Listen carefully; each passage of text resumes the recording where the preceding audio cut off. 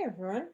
I'm back this week, and today I'd like to talk about text and artists who use text in their work for many different reasons and many different ways. So I brought a slideshow to show you what I mean. This is the American artist Barbara Kruger, and this one is called Roy Toy. And it says, "Make my day." What do you think they're saying with that? What's going on with that cat? And what does it have in its mouth? Barbara Kruger was a magazine designer before she was an artist, so you can tell the influence of magazines in her work and advertising. She's got a short, catchy phrase and usually a photograph. She finds these images and then she pairs them with words that she gets from other places. And she's usually telling us about something she wants us to think about.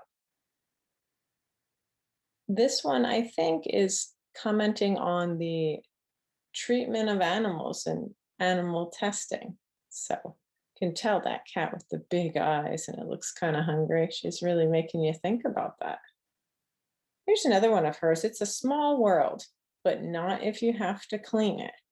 So what do you think is going on here? She's got the picture of a woman, maybe from the 50s or so. So implied maybe that this is a housewife and she has to clean. And typically then, and a lot of times now, depending on who and where you are, it's the women that are doing the cleaning. So she wants us to think about the roles of women and men in the world. And she's got a really, simple image and phrase to make you think about that. And if the words weren't there, it would be a different thing, I think.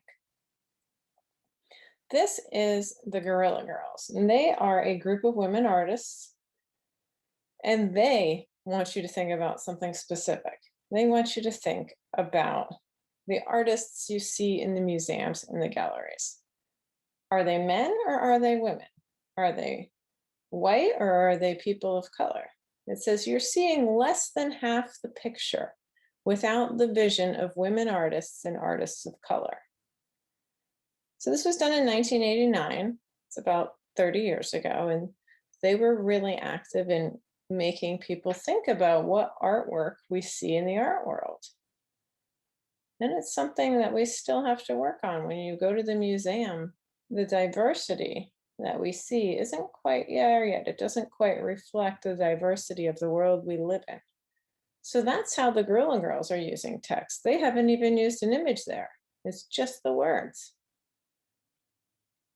This is a British artist, Gillian Waring, and she did this fun series called Signs That Say What You Want Them to Say and Not Signs That Say What Someone Else Wants You to Say.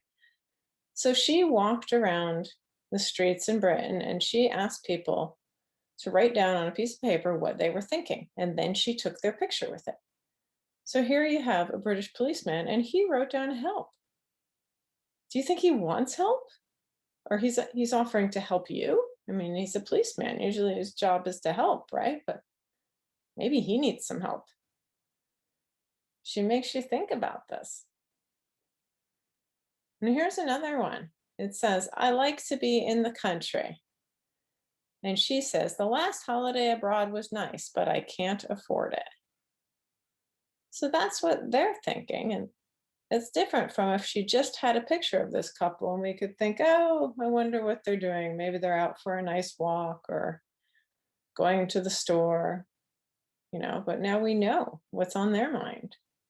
I think this is a really interesting series. She did about 50 of these, and you can see them all displayed in the galleries. This is American artist Mark Bradford. He's the one on the right here. And he collects billboards and posters and notices from fences and signposts and things around South Los Angeles. And he makes paintings out of them. He combines them all together. And you can see all the signs here. One says cash, something about housing, traffic, school. And they reflect the neighborhood where he collected them. So if he collected these signs in Alameda, do you think they would say different things? Or in New York City? I think it would depend where they are. And he takes all these and he puts them together into a big painting and glues and collages them. And then he adds stuff and then he uses a sander. You can see it in his hand there. And he sands them down to uncover things that were covered up. So he makes this big painting with all these textures. And sometimes you can read the words and sometimes they're gone, either covered or sanded away. This is Glenn Ligon, another American artist, and he does these big paintings made out of words that he uses a stencil to put them on there. And this one, you can't even read the words. At least I can't. I don't know what these words are. But he says sometimes it's not important. It's just the painting that's important. But then if you know the words, it adds something extra. And then you have a whole different thought about the painting. So this is a different painting he did called Untitled, I Am Somebody. And I Am Somebody is a line from a famous poem that was used a lot in the civil rights movement and famously used by Reverend Jesse Jackson and as a rallying call to excite people for Black rights. And so he's used that phrase over and over again to where it's obscured. You can't even read it really at the bottom, but you know it's there. So that adds something else to this painting. We know that Glenn Ligon talks about Black rights a lot and being Black in America in his paintings. And he uses a lot of different writings about that, things that he didn't write, but he uses them in his painting. Is that okay? Depends who you ask. I think it is okay because it's adding something and making you think about an important issue right now. He's educating you. And this one uses the same words, except it says, I was somebody. And this one, it's gone like white and ghostly, and you can't really read it anymore, but it's very textural. You can really feel it. And he said this was about how we change over time. Who we think we are changes over time. And it's not quite so black and white or so defined. This is something different, something fun. This is Stephen Powers, another American artist. And these are all artists working now. And he just says, awake, yawn, yawn, yawn, yawn, yawn, yawn, yawn, yawn, asleep, and then awake. And it's just the same every day, is what these are his daily thoughts. And this one just makes me laugh. So sometimes it can just be fun or funny. He did a great series in New York City during the pandemic. He was walking around right when the shelter in place started, and he saw all these businesses that boarded up, much like it happened here. And they were just black boards. So he got a lot of white spray paint and he started making these paintings on here. And adding the words, I think, really adds something to what he was telling you. This is the vital idol, but there's a wave here too. So it's kind of like a tidal wave.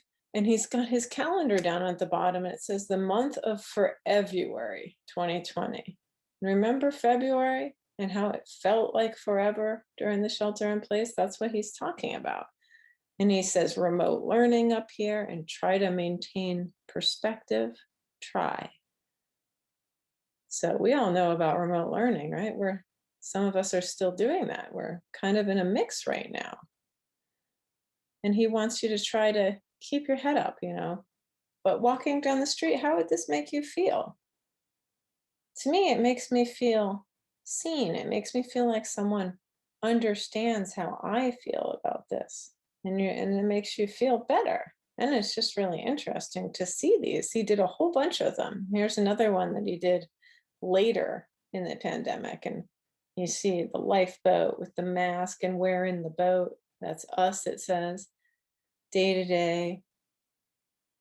It's been a year so far this week, so it feels like it's been a year, even though it's only been a week. And he says, no news soothes. The news is not very positive, right? And he's talking about the masks and the personal protective equipment that the healthcare workers needed. If it were up to me, you would have all that you needed. So, and I hope this finds your well.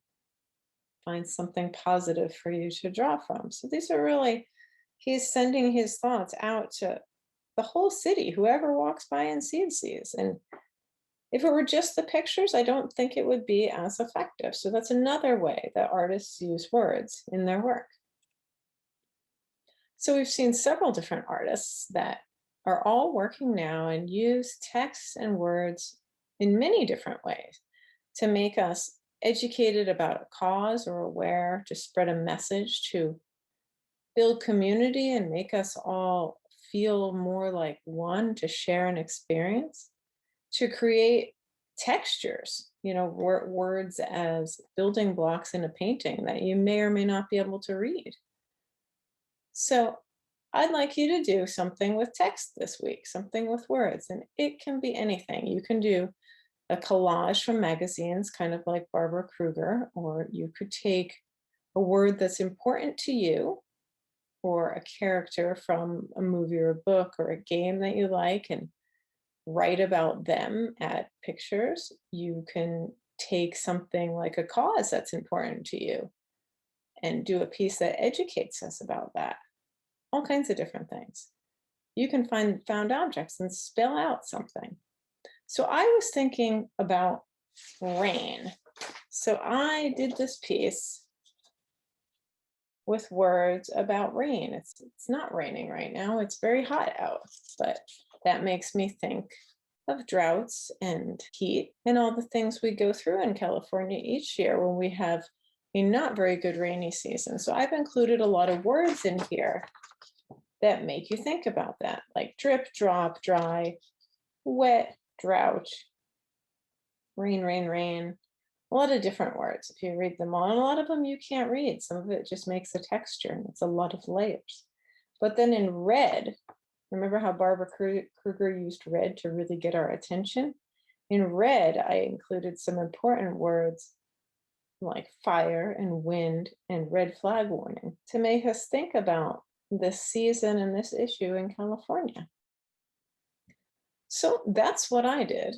And I can't wait to see what you do. And I hope you have fun doing it.